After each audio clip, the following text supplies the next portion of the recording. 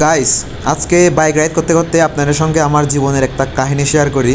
তো এর কাহিনীটা হচ্ছে, আমার লাইফে এমন একটা সিচুয়েশন আমি অতিক্রম করতেছি আর কি। আমার কাছে টাকা পয়সা আছে বললেও সমস্যা, আবার নাই বললেও সমস্যা। এখন আমার মুখে এই কথা শোনার পরে আপনাদের প্রশ্ন জাগতে পারে মনের মধ্যে, সমস্যাটা কোন জায়গায়।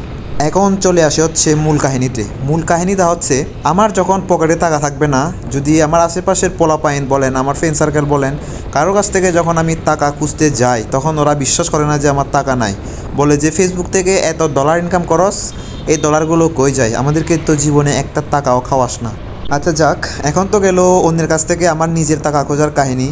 আর অন্যেরা যখন আমার কাছ থেকে টাকা খোঁজে, আর আমার কাছ থেকে যদি টাকা না থাকে, আমি যদি সরাসরি ওদেরকে বলে দিই যে ভাই আমার কাছে এখন টাকা পয়সা নাই, এরকম করে বলে ওদের রিয়াকশনটা একটু মুখগুলা বাঁকা করে বলে যে ভাই ফেসবুক থেকে এত ইনকাম করস, ফেসবুক থেকে এত ডলার কামাস, জীবনে তো আমাদেরকে খাওয়াস না, এদিকে যাস ওদিকে যাস ঘোরাফেরা করস, তখন টাকা থাকে।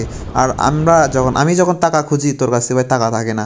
এরকম করে একটু মন খারাপ করে, মুখটা বাঁকা করে একটু অন্যরকম একটা রিয়াকশন দেয় আর কি, আমার উদ্দেশ্য করে। মানে আমার টাকা নাই জিনিসটা বিশ্বাস করে না, আর সাথে সাথে বলে যে জুত আর মিথ্যা যাই বলেন ভাই, আমার ফেসবুকে কিন্তু ইনকাম তেমন একটা নাই।